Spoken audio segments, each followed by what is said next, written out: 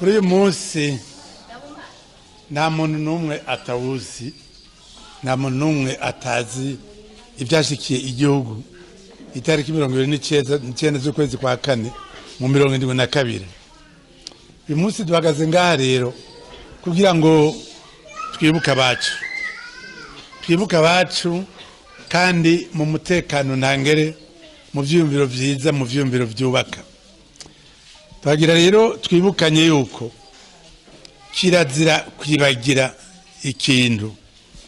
Baravuga ngo indibagira ntibana, mugonje yabwende indibagira irabana. Kandi agapfuye ndikabazwa ivu kabazwa Imana yakaremye. Kabazwa Imana yakaremye.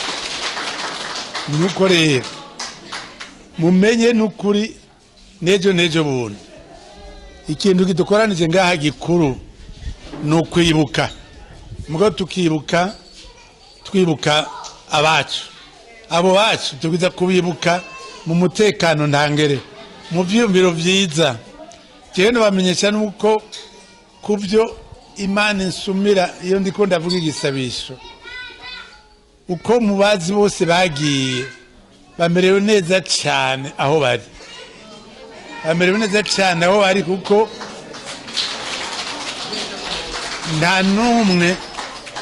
nta numwe ari n'icyo yazize. Icyo bita kuzira ubusa rero muraze yuko Imana ireze ikavyironderera ingene bisubiza mu buryo. None rero bene data, bene mama, bene wacu bashikanje, nimubanze mwumvirize, kuko mutumvirije nta kamaro nimusubire muhiri wanyu. Teko gutwi rero gatoya, mugira icyo mutahanye, mugira icyo mujanye, siko babudari yahijya bahora. None rero bacika cumu njuti, wewe uya mugore nimo musore aguma bavuga twengo. Bon, urumva ikintu kiriho mukwiye kumenya, nukumenya ko kwibuka bidasigura gutundura canke kwihora. Nta shari, nta cyumviro cyuko umuntu yagize nabi abwiza kugirirwa nabi. Murazi ko mu Kirundi baca umugani bati nta ugira nguwagaye, nta ugira nguwagaye. Iyo muri abandi mwakoma amashi. None wo wagaye wogira nkawe gute? Nibishoboka. Ibyakozwe turazi ko aragahomera bunwa, kandi kirazira ntuzura kuvyimbira ko vyogaruka mu gihugu. Nibishoboka no kubisezera. Ariko ukuri, bene data, ukuri kurarenganya. Ukuri gutuma umuntu atekana, ukuri gutuma umuntu asinzira, ukuri gutuma umuntu yikuramwo ivyiyumviro bibi. Turashaka kumenya ukuri rero, uko bigenda kose dushaka kumenya ukuri, kuko uko kuri niko tuzogendera. Ababiduhishije kuva kera twarabonye, twaramenye byinshi, turabizi, biramaze no kwandikwa. Mugabo dushaka ko bijya habona, dushaka ko bijya habona hamwe, turahira twese tuti ndibigasubira. Icyo nico kintu dukwiye kujamwo, kandi tukarahira ndagire uzosubira kwibaza ko bisubira. Nuko rero urabona uko turi ngaha kwera twahujwe n'ijambo rimwe, kubera umutima umwe, kubera ivyiyumviro bimwe, kubera ubuvandimwe, kubera ubuvukanyi, kubera ububanyi bwiza. Nico nico gikwiye kutugumamwo mu mitima. Arico numvise ijambo rishasha bavuze ngo imbono. Imbono simbuga warizanye kuko ntaho duhuriye. Mugabo imbono bisigura vision. Vision nukuraba rero imbere vision dufise na mahoro cyane cyane. Ukuri kudatoya amazi cyane cyane, tukasibaza n'Imana idufashe, tuyambaze idufashe, ije mu mitwe y'abatugaba ba leta, abashinga amateka, bakenguza amateka, n'abandi bose bafata icyo kibazo mu minwe. bemeze yuko mu Burundi habayeho nyabwoko, ariko ataciyumviro na kimwe dufise kugira ngo turashaka kuzura kabuze.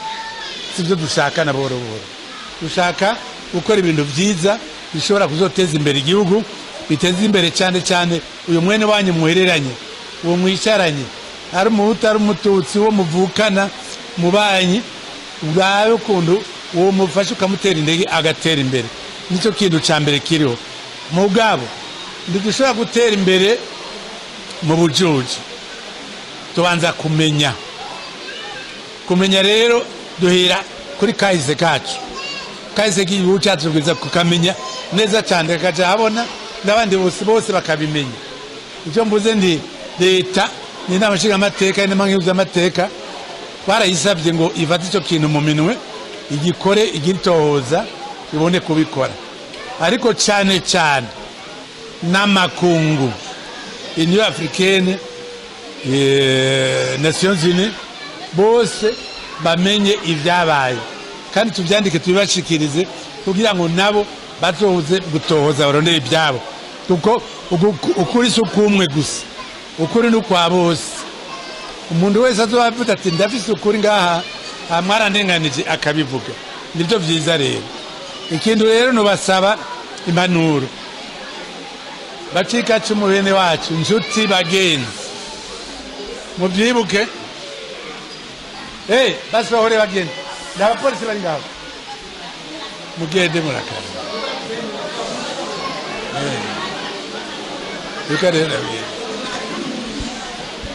Nuko rero ndika ndababwira impanuro ya mbere gusumba izindi no kugira urukundo mu mutima.